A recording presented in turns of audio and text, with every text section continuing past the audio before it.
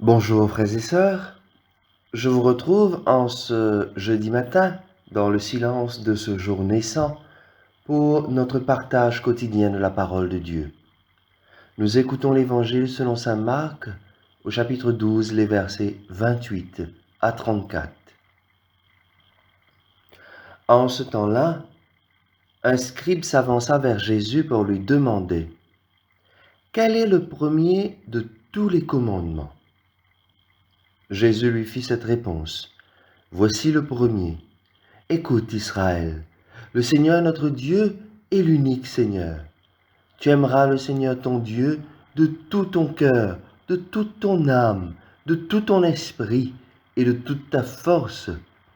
Et voici le second, tu aimeras ton prochain comme toi-même.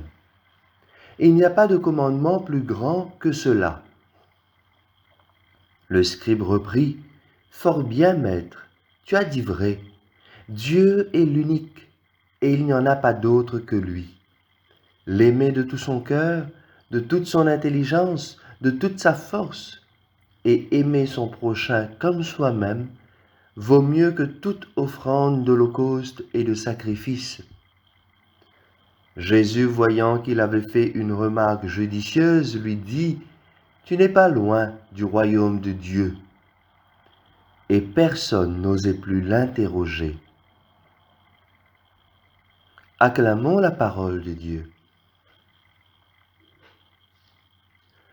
Alors, chers amis, voilà un passage que nous connaissons souvent sur les commandements, le plus grand commandement qui est le commandement de l'amour. Alors, c'est un scribe qui, en principe, lui-même, est un fin connaisseur de la loi, qui connaît bien les commandements, et qui s'approche de Jésus pour lui demander quel est le premier de tous ces commandements, quel est le plus grand de tous ces commandements.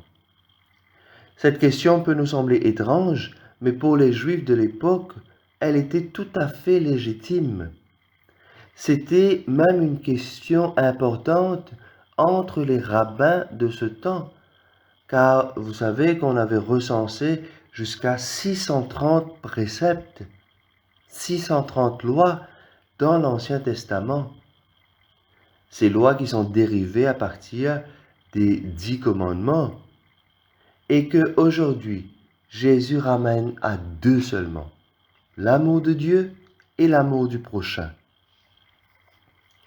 Dans un premier temps, en entendant cette question, Jésus aurait simplement pu renvoyer le scribe à la parole de Dieu, à l'Exode, et lui demander de lire le passage sur les 10 commandements.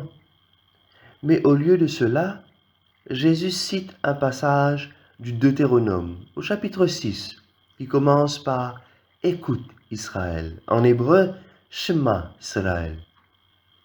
Une manière pour Jésus de confirmer que tous les commandements prennent leur source dans l'écoute de Dieu. L'écoute qui est une attitude de celui qui est obéissant. Obéir, c'est écouter Dieu. Et Jésus va plus loin en disant que cette écoute de Dieu se traduit dans l'amour de Dieu et l'amour du prochain. Finalement, ce n'est même plus deux préceptes que Jésus présente, mais une seule, car l'amour de Dieu ne peut pas être déconnecté de l'amour du prochain. Si quelqu'un dit « j'aime Dieu » et qu'il haïsse son frère, c'est un menteur, car celui qui n'aime pas son frère qu'il voit, comment peut-il aimer Dieu qu'il ne voit pas? C'est saint Jean qui nous le rappelle dans la première lettre au chapitre 4. Cette réponse que donne Jésus satisfait ce scribe, ce connaisseur de la loi juive, et la remarque qu'il fait à la fin de l'Évangile prouve que son cœur est attendri. Et Jésus affirme qu'il n'est pas loin du royaume de Dieu. Alors ici, frères et sœurs, vous remarquerez qu'il ne s'agit pas d'un piège, comme nous l'avons entendu dans les récits précédents depuis le début de cette semaine, où les pharisiens, les partisans d'Hérode veulent piéger Jésus. Non, ici il s'agit d'une personne qui veut simplement essayer de comprendre, qui veut entrer en dialogue profond avec Jésus. Il a un cœur ouvert. Ce qui doit nous frapper également aujourd'hui, c'est le fait de savoir que même parmi les scribes, qui étaient un groupe particulièrement hostile à Jésus, il se trouvait des personnes qui étaient en marche vers la lumière, tout comme dans le groupe des pharisiens. Frères et sœurs, dans cette période difficile avec la Covid qui continue à faire des ravages, nous avons à faire face à des problèmes auxquels nous n'aurions jamais osé imaginer en 2021. Problèmes de racisme, d'injustice, de communalisme. Comment aimer son prochain quand ce prochain fait tout pour me nuire? Quand ce prochain m'empêche de progresser? Quand ce prochain m'empêche de vivre tout simplement? Comment aimer mon prochain quand dans un État, au lieu de protéger les plus pauvres, les plus démunis, nous les chassons, nous les tuons? Celui qui ne s'indigne pas devant de telles situations ne sont pas de vrais chrétiens. Frères et sœurs, il n'y a pas de demi-mesure en matière de ce qui est bien, de ce qui est mal. Il n'y a pas de peut-être oui, peut-être non. Le mal reste le mal. Oui, nous avons le droit d'être en colère devant des situations d'injustice, d'oppression. Nous avons le droit d'être en colère quand nos dirigeants ne protègent plus ceux et celles dont ils ont la charge.